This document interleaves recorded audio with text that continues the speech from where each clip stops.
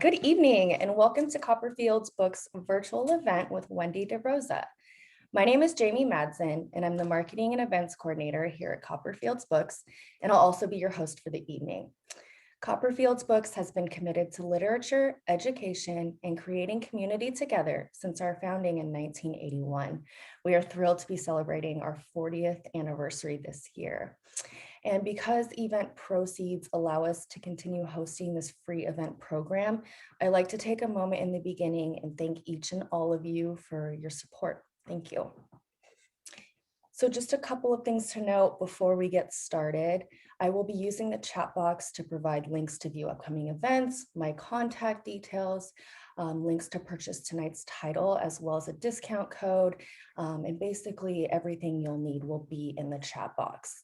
Additionally, the Q&A box will be your go-to with any questions or comments for the speaker. If you look at the bottom of your Zoom screen, you'll see an icon that says Q&A.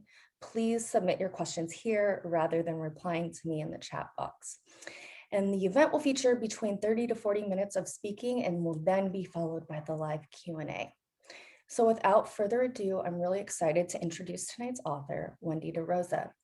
Wendy De Rosa is the founder of the School of Intuitive Studies, where she has been helping people develop intuition and experience personal transformation for over 2 decades. Wendy is a popular faculty member at the Shift Network and has filmed 2 programs for Mind Valley's Spiritual Growth Channel. She currently lives in Longmont, Colorado. And Wendy is with us tonight to discuss her latest title, Becoming an Empowered Empath: How to Clear Energy, Set Boundaries, and Embody Your Intuition. I know I'm really looking forward to diving in, so I'm just going to hand it over to you. And why don't you take it away for us, Wendy? Thank you so much, Jamie. Hello, everybody. Welcome. So I am going to begin our evening here a little bit in a maybe a little unconventional to a book talk, in that I'm going to invite us to close our eyes and come into our grounding. So we'll take a moment and you can close your eyes and settle into your body and take a few deep breaths.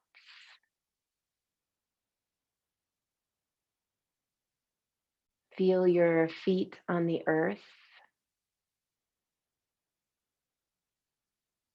And imagine that there is a very strong grounding cord, a beam of light or a tree trunk looking image from the sides of your hips, your low belly and low spine, and extending into the earth. So almost as if it hugs the pelvic bowl or hugs your hips.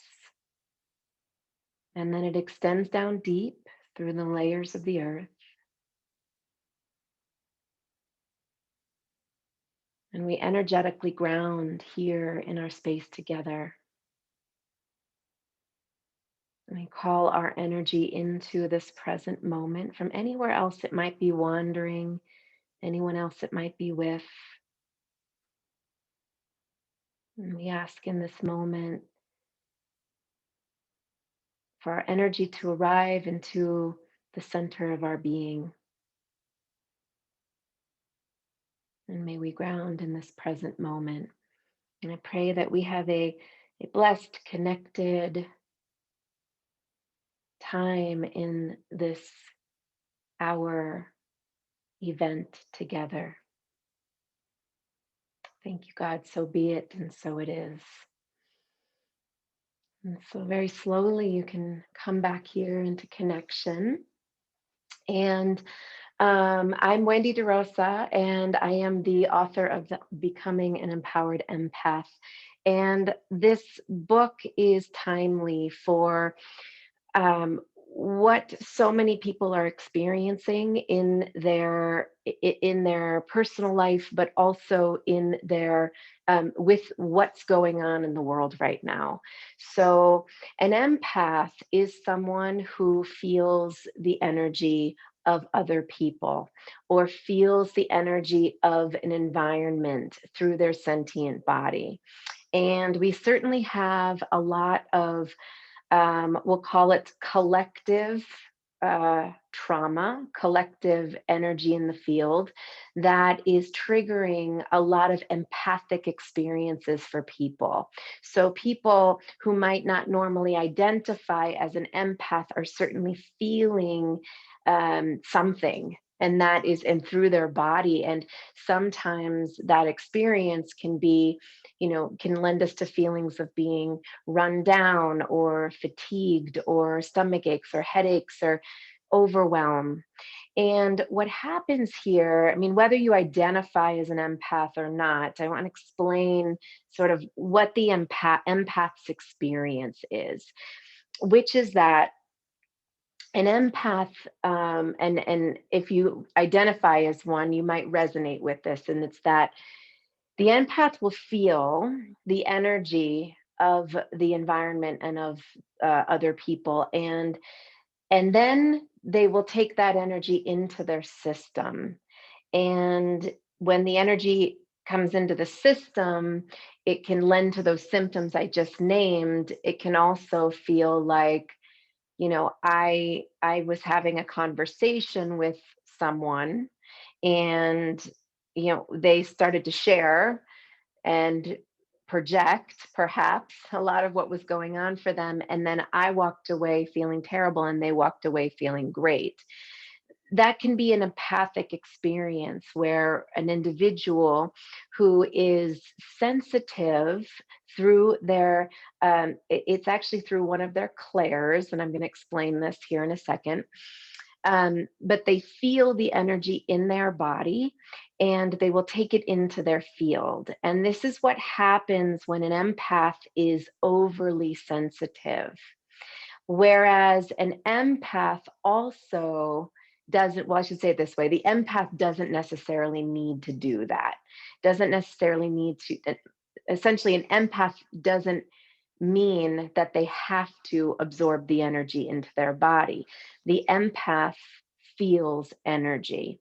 So I want to explain a little bit about what's going on in causing this oversensitivity in the body.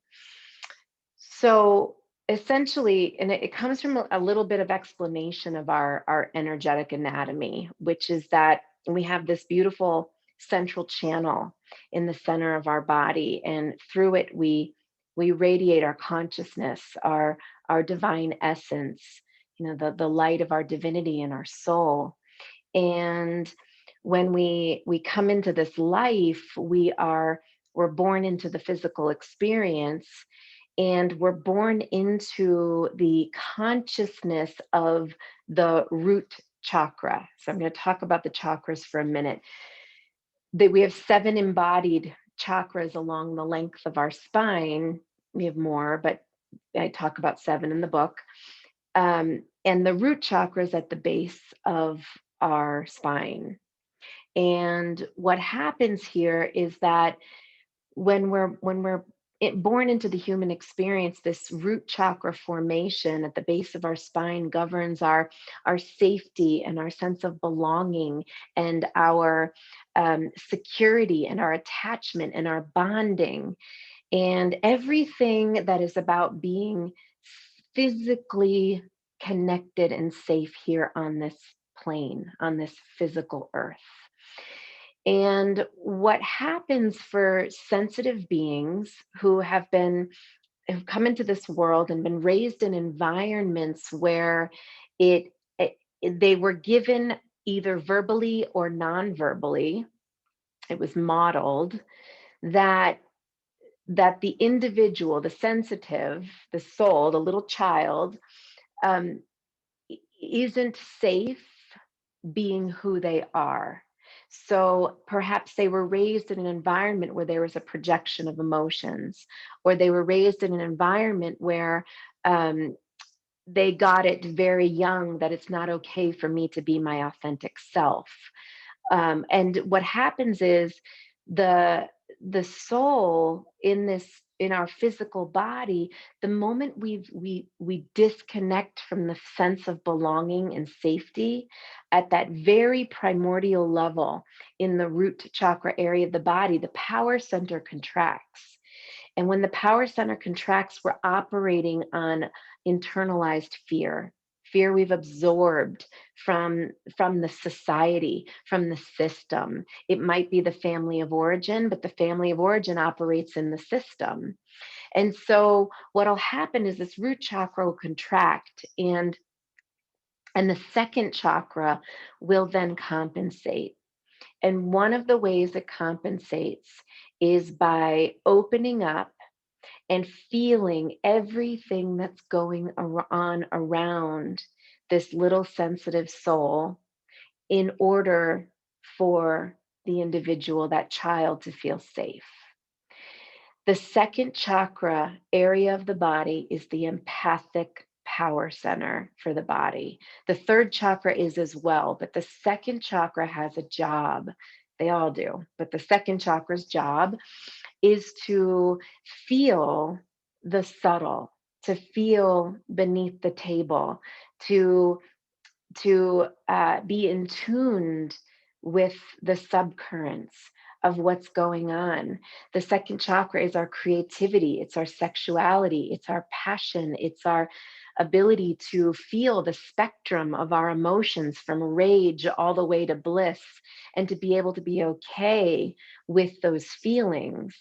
But what has happened on this sort of systemic level for sensitive, intuitive people is that we have been shamed for having our emotions, and we've been in roles of responsibility where we've had to be responsible for all the emotions that are going on around us and either keep the peace or somehow deflect or protect on some level. And so what ends up happening here is that this power center becomes a place where empaths develop a pattern. And the pattern is, I need to be hypervigilant. I need to be attuned. I need to stay open to everything that's going on around me, and in order to protect myself, in order to uh, be attuned to everything, so that I know how to organize myself in this space and take action accordingly. That is a pattern that ends up repeating itself in adult life. And that becomes where inherently we lose our boundaries as empaths. And the heart doesn't want to do it, and the mind doesn't want to do it. Our consciousness doesn't want to be absorbing energy, but it's not up here. It's down low. It's down low in the body, and it comes from this experience where, on a societal level, our feminine has been shamed, our emotions have been shamed. We've been told, who we are isn't okay. If we don't follow what's expected of us, or societal in a society acceptable, we end up living with an inherent belief inside our being that who we are isn't okay, especially as a sensitive and intuitive person. And so we disconnect from the power that lives in the second chakra and the root chakra areas of the body. And to establish boundaries energetically, to have strong energetic boundaries, means that we are able to embody and ground very powerfully into our legs, into our feet, and into our lower body, because it's a survival tactic energetically for our soul to lift up higher in the body and to live high functioning, sort of from the heart upward, maybe the solar plexus, or the solar plexus upward. But we tend to live up here, because being down here lower in the first and second chakras of the body means we'd have to feel some really uncomfortable feelings and maybe some history.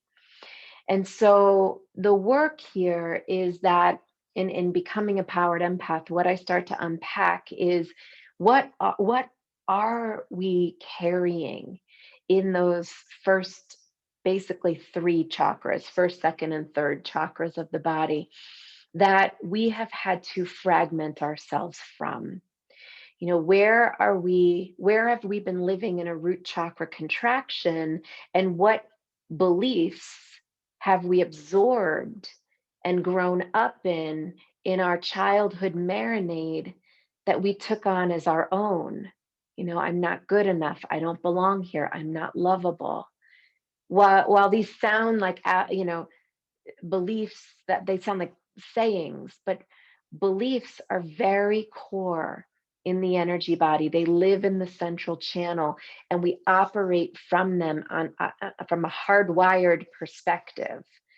And so what I address in this book is to start to look at these deep, hardwired imprints and beliefs that we've been holding in the first, second, and third chakras of the body, in order for more embodiment, in order for more presence in our energy body. One of the reasons we become overly empathic and absorbent of energy is that when we're so congested with unprocessed wounds in the first three power centers, again, our soul has to lift up to avoid it and stay protected from it. Or sometimes we move out of the way, we move back, we disconnect from the consciousness in our lower body.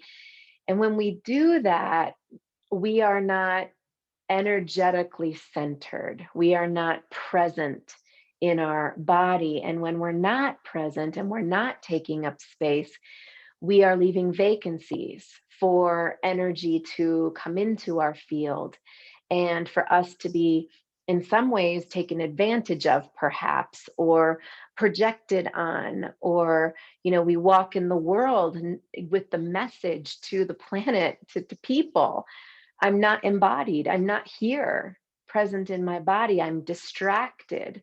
I'm somewhere else in my consciousness, in my body. And so boundaries come from radiance. Boundaries come from being deeply grounded and present in our body. And we have this energetic boundary around the outside of our body. It's our auric field. And we don't begin and end at the skin. We extend further, yeah, about 12 to 18 inches outside our physical body. And that auric field around our body, its vibrancy and its health and its well-being and its protective nature, strengthens from the power of our soul in the center of our body and in its radiance.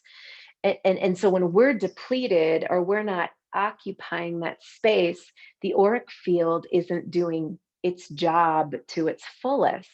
There may be leaks, there may be tears, there may be indentations. If we, on the inner energetic level, are holding wounds that are unprocessed, or living the congestion of unprocessed wounds, and again, not necessarily making space for the power of your presence to emanate from the center. Now, do we want that? No, we are on the path. We're doing our work and learning how to heal our energy in our body. But what's really important, and I believe this is why the book is so relevant to these times, is that we are in an era of system dismantling.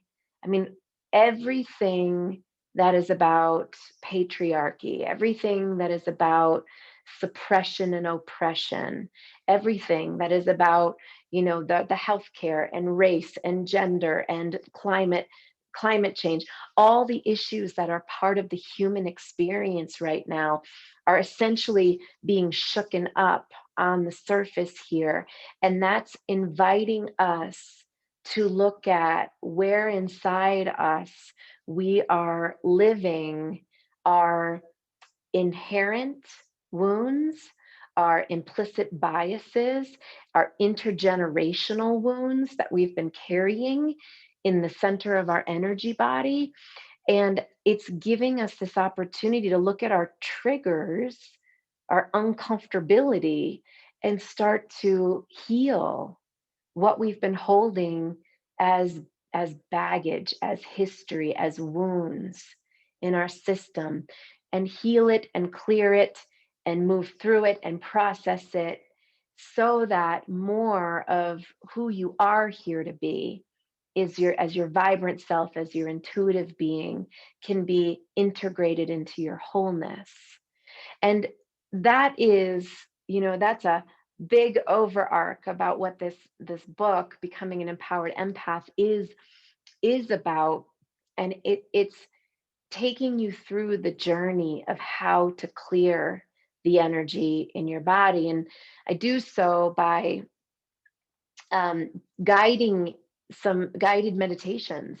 Most of the chapters, almost all of them, except for two where there are different practices, they come with guided meditations. And so I'll offer a teaching and then an opportunity to go deep into the subconscious to start to look at, connection to self and clearing in the body, and becoming more grounded and anchoring in. So it's deeper subconscious work. And so there are audio meditations. They're also written, but they've been recorded, so you can access a link to listen to the recordings. But what I would like to do for you now, I know I give a big arc here, is I'd like to give you a deeper experience in this moment by a practice that is in the book. And the practice is about understanding, as an empath, the difference between your front body and your back body. Front body is ego consciousness, and that's not negative. That is your affect in the world. We have a healthy ego. It manifests our true self into the world. What the ego that gets the bad rep is the wounded ego, and that wounded ego is the conditioning. It's the monkey mind. It's all the conditioning that we grew up with that might not have served us. Let me be clear. There's lots of conditioning that does serve us, but it might be conditioning that you've outgrown. The healthy ego is our engagement in the world. And by default, we're very front body focused as a society in many cultures. We have to engage this way. We also get very depleted if we're only engaging through the front body. And it's very tiring for empaths. And so, what I would recommend is that you start to build an awareness of your back body.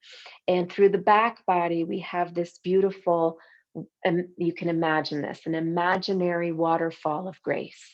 And you can lean back into it and start to activate that awareness of receiving. I say receiving from the divine. You can choose your word: receiving from the universe, receiving from love, receiving from God, receiving from source, whatever word feels good to you. I'm going to take you through this practice. You can go ahead and close your eyes. And imagine here, as you are seated and grounded, that your energy may have been very front body focused throughout the day today, maybe at work or with people, maybe with technology.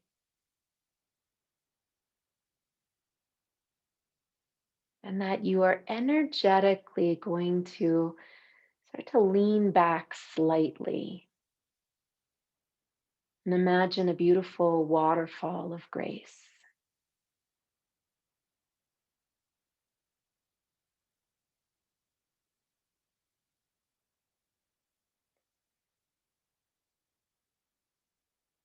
And this waterfall of grace is very soothing. It knows exactly what you need. It softens your shoulders and the back of your head, the back of your heart,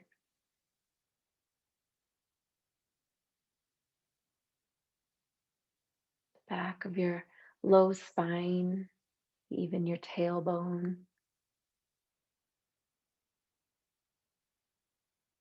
And this back body connection is it's the introverted nature.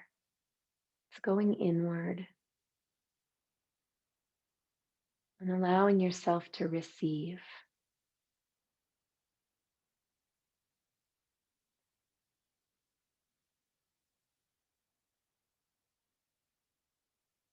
And you don't even need to work too hard on your front body in this meditation. You don't even need to emphasize too much of it. It's just that by bringing consciousness to your back body, your energy begins to balance between your front body and your back body to where any forward motion, any forward exchange of energy in the front of your body just lets go.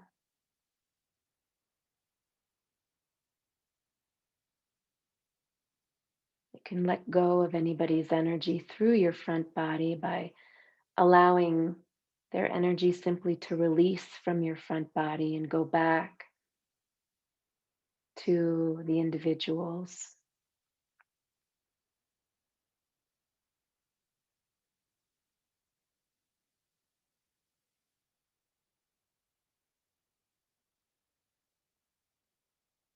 And just by allowing yourself to receive,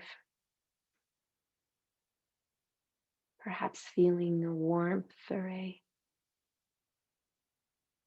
presence of this waterfall.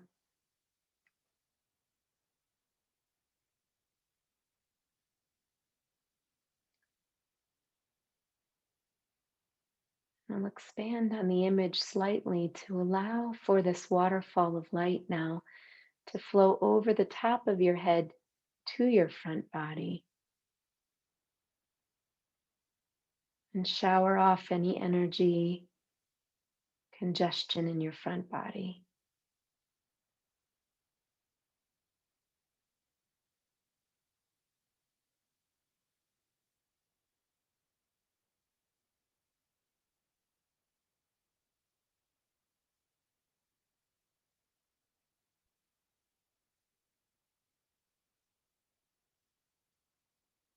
And as this light continues to flow, we'll invite it now, like a shower of light, to flow through your central channel, this powerful pathway. It's like a pillar of light from your pelvic floor and tailbone through the center of your body to your crown. And just by allowing your body to relax and ground, and allow the shower of light. We'll make space now for this powerful illuminance, the radiance of your soul, your light from the center of your body. And allow it to expand through your organs and out to your skin, the power of your divinity and your light, that you are taking up space in your body. This is your body.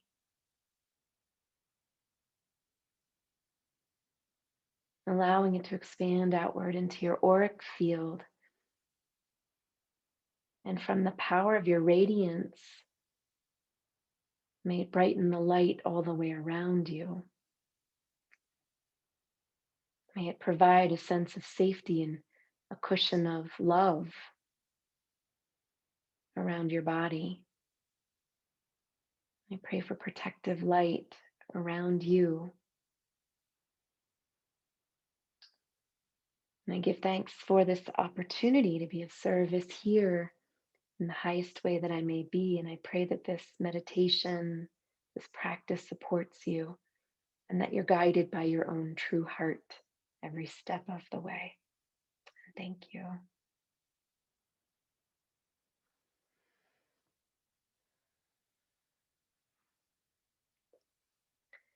And so very slowly you can start to come back into connection here.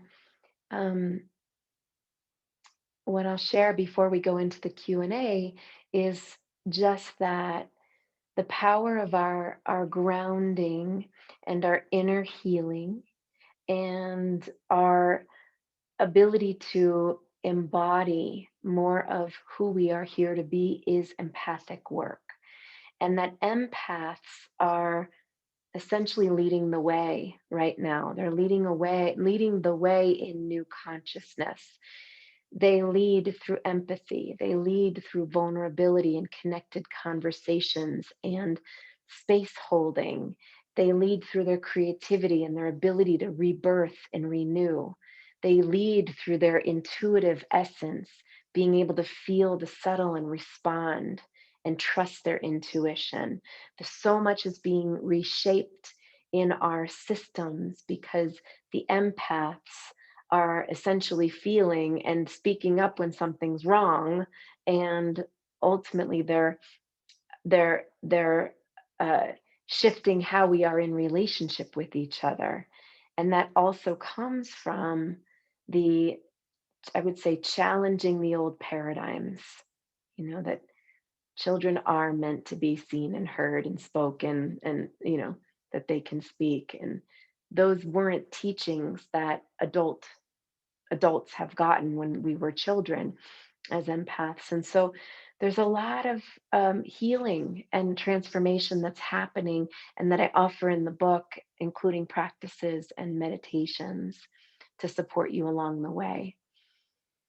So, with that being said, I'm happy to open up to some questions. That was really fantastic. I found that just so enjoyable listening to you. So thank you so much. Besides the questions, I do have a lot of people just commenting, thank you for having this event. So thank you, Wendy. Oh, Let's welcome. get into it if you're ready.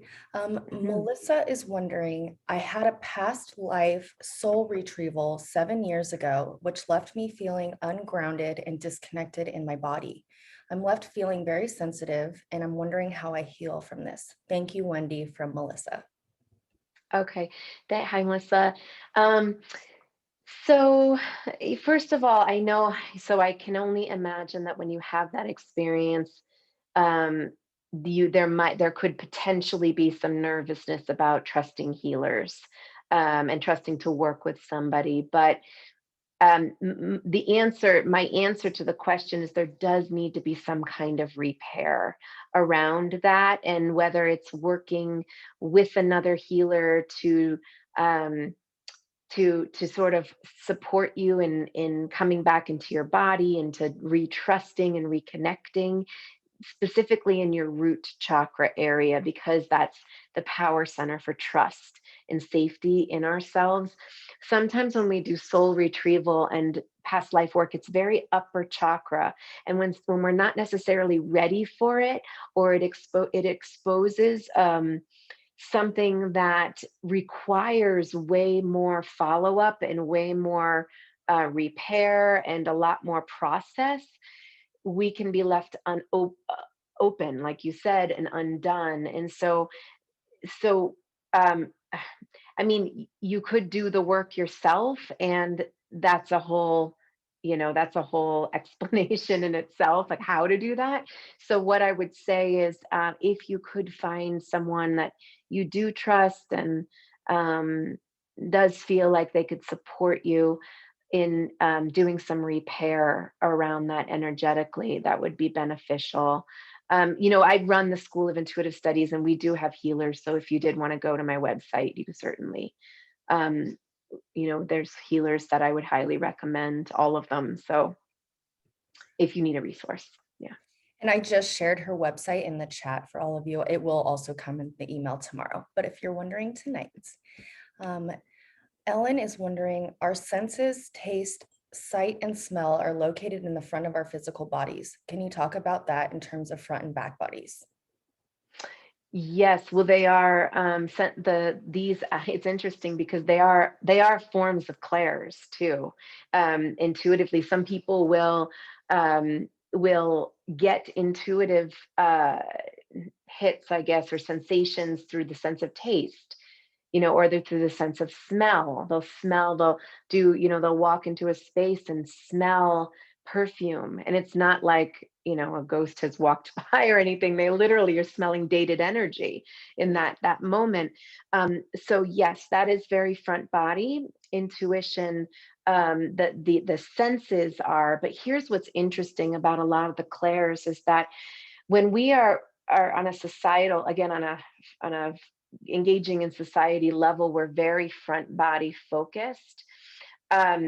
When we access when we are disconnected from the back body and only front body, we activate the frontal lobe of the brain. We can accelerate the front of the heart.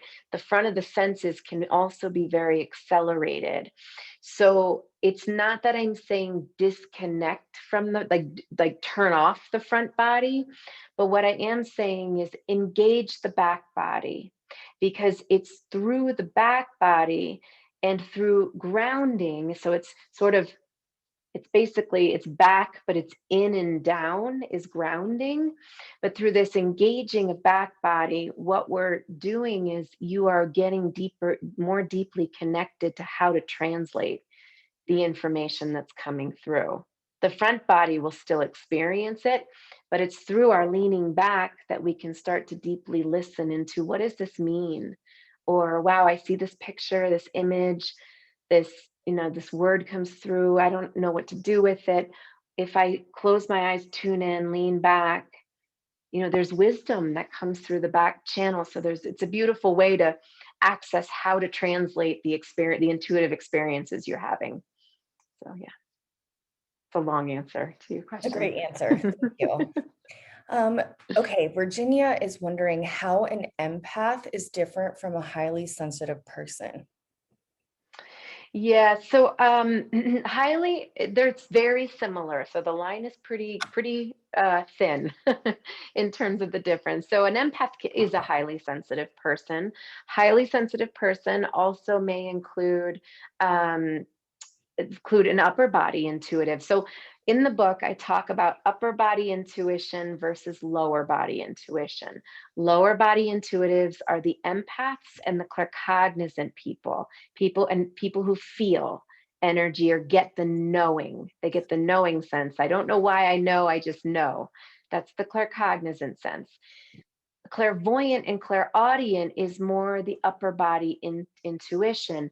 Highly sensitive people will be both lower and upper body intuitives. So that basically is the difference. And certainly any individual, any intuitive can be both upper body and lower body, but it does increase sensitivity. Thanks for that. An anonymous attendee is wondering, you mentioned the clairs. Can you explain what you mean by that? Yeah, so that's the part I was just explaining, which is that empathic intuition relates to clairsentience. Clairsentience is the feeling sense, being able to feel energy, and feel the energy sometimes in our body, or feel the energy of a space or of other people. Claircognizance is the knowing sense, and that's very, some people feel it in their hearts. Some people feel it in their gut or lower in the body. Claircognizance also relates to the experience of like chills. I'm getting chills. Or claircognizant people sometimes have to go for a walk and their intuitive downloads come.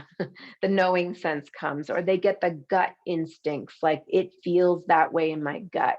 That's very claircognizance. And claircognizant people will say this phrase, I don't know why I know, I just know. They just get the knowing sense. Clairvoyant people are, and again, keep saying people, and I don't mean to say we are just one, because we're not. So let me take that back and say clairvoyance is the ability to see intuitively pictures and images, or have a heightened perspective on what's going on. And that can happen whether you see pictures or images or not. But it's the it's the ability to have a higher perception and higher knowing of what might be occurring. And sometimes that may include the spiritual perspective. Different than the lower body knowing, which is very humanity related to the human experience. Clairaudience is the ability to hear intuitively and listen intuitively. And that's very much an act of leaning back intuitively into our channel. And so some people who are clairaudient are, they may hear guidance, they may hear messages, they may, they may receive downloads. Sometimes people who resonate with mediumship and psychic are more upper body intuitives. Empaths are more lower body intuitives. So just to give you that context. It's very interesting. I'm just going to cut in here. Valerie says, Wendy is fantastic. Thank you. Yeah. So we've got kind of a big question here from Gary. He's wondering if you can talk about the connection, if any, between becoming an empowered empath or empathy and current urgent existential need for a million more people to unlock their moral courage to do far more than just change their lifestyle. It's necessary now to save what is still salvable of Mother Nature, democracy, the massive destruction, or similar actions to massively tax wealth far more and work far less, et cetera, et cetera. Okay, so I don't know if I have the whole scope of the question, but I have the word that I want to say is advocacy, which is a power that the empath has. So an empath, this is the experience that the empaths have during current times, is that we are immersed in a trauma field, and that trauma field includes everything essentially that he's mentioning here. And it's thick and it's intense, and it is, I don't want to paint the picture that is all life is right now, but we certainly are going like this. Every day there's something that, if we tune into news, and hopefully you take news breaks and can take care of yourself. But essentially, the empath can become debilitated by the amount of powerlessness and hopelessness that can come when we don't know what to do. And so well, let me add this piece in, which is that in that powerlessness and hopelessness, we can victimize ourselves around our emotions that are quote unquote negative. Now, I don't believe emotions are negative. I don't believe anger is negative. I don't believe grief or guilt or shame are negative. I believe they're human. And so when we start to get in tuned with our anger and our fear about what's going on in this sort of deconstruction of life, of societal norms or systems, they're systems really, then what we can do is begin to utilize that emotion towards advocacy. And advocacy doesn't have to be projected anger, and it doesn't have to be getting on Facebook and raging on people, or blaming or shaming or all of that. It's, where am I going to make a difference in what I think is my legacy, my footprint on this planet? And so when we can take our powerlessness, our struggle, our hopelessness, our emotions as a society, as a citizen in a country, and we can take that and start turning it into advocacy in some ways, and putting our intention either in donations or in an art form or in some way of helping. Empaths make a difference. And I say that, but people make a difference. I'm going to say I agree with Rachel here. That was a phenomenal question and an exquisite response. Thank you, Gary, for asking, and thank you for sharing your beautiful gifts, Wendy. Oh, thank you. So we have about 4 more questions. Teresa is wondering, I am very empathic and intuitive. Was this because of a dysfunctional family, or was I born with a gift? You were born with a gift, and the empathic, the here's what I say is keep turning to your intuition.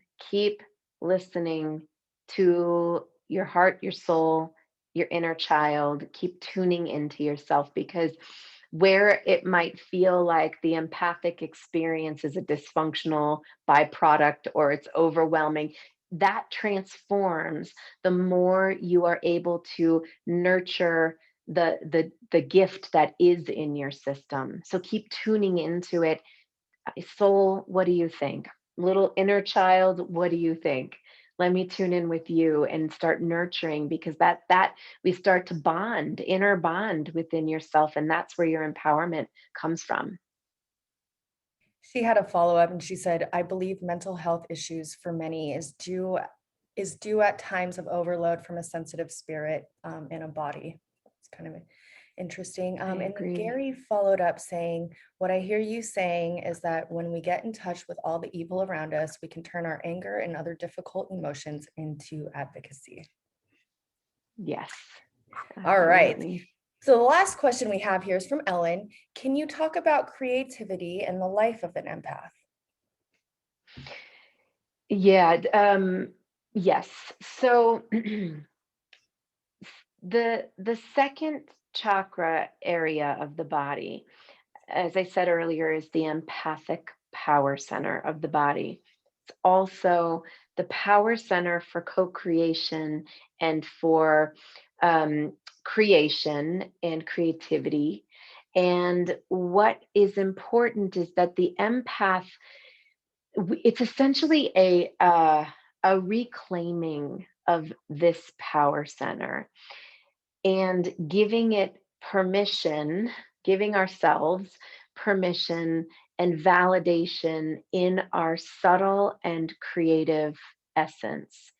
For some, that might mean artistic, and for others, that might mean, birthing a new career, a new idea, a new book, a new something. The, with the empath, we have, I'll say it this way, we have tremendous second chakra work to do, like systemically we do. And why we do is because this is the feminine power center in the body, and this is not gender. This is men and women, binary, whatever, however you identify.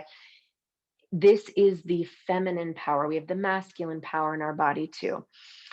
Historically, the second chakra area of our body carries um, suppression and oppression of the feminine power. So we're taught that our emotions aren't okay. We're taught that our creativity isn't worth anything or valid. We have to get one of those, like, you know, m- more acceptable jobs in the world. It's not going to pay the bills. We've all gotten that type of you know download those types of teachings through the system. And so as an empath, when we start to heal the feminine and start to unsuppress what our truth is here as an empath, and we begin to allow ourselves to feel our feelings, we start to channel way more creativity into the world. I mean, those emotions get to be processed into a creative outlet. We also get to rebirth and regenerate and recreate who we're here to be, and put ourselves out there in a different way, or in a way that does have impact in a positive way in the world. And so, to answer the question, I personally believe, and through the book I talk about this, that the empath's job, one of our jobs, is to get really grounded in those lower chakras and really feel the power there, because rebirth and creation and new ideas and so much comes out of, and connected conversation and vulnerability and all of those things come out of the power in the lower body. So I hope that helps. This has just been the warmest event, and I'm receiving so many thank yous. And, I Mm. just want to thank you again for spending the evening with us. I know it's an hour later, your time. For all of you asking, yes, there will be a recording. You will receive an email tomorrow that will have links to tonight's title, the discount code, Wendy's website. And all the jazz you need. So if you just watched and paid attention tonight, no big deal. We got you. So with that, Wendy, I hope you don't mind taking us out. It's been such a lovely event, and I really hope we can do it again in person in the near future. Yeah, absolutely. It's been an honor to be here. And as I was telling my community about the this particular talk tonight, I was saying that, when you put out a book, you go on these book tours and you get to go to the independent bookstores and you get to speak and meet people and sign books. And here we are in this, COVID, pandemic time. And while that's not accessible, I'm so glad that I had the opportunity to be with the Copperfields and just to support the independent bookstores and I know that we're all in this together, and so I'm so glad that this was available for all of us to come together in this community, to be here. We And yeah, and I Go ahead. I was just going sorry. to say we Oh, really appreciate it.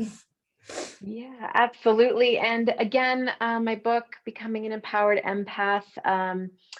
I believe it will help you. I believe it'll help so many people. And if you are welcome to visit my website, I actually have two. It's School of Intuitive Studies or my name, wendyderosa.com. So so you can, the books are on wendyderosa.com and my School of Intuitive Studies. And it's just been an honor to be here. Thank you. Thank you Thank, for your questions, everyone. thank you.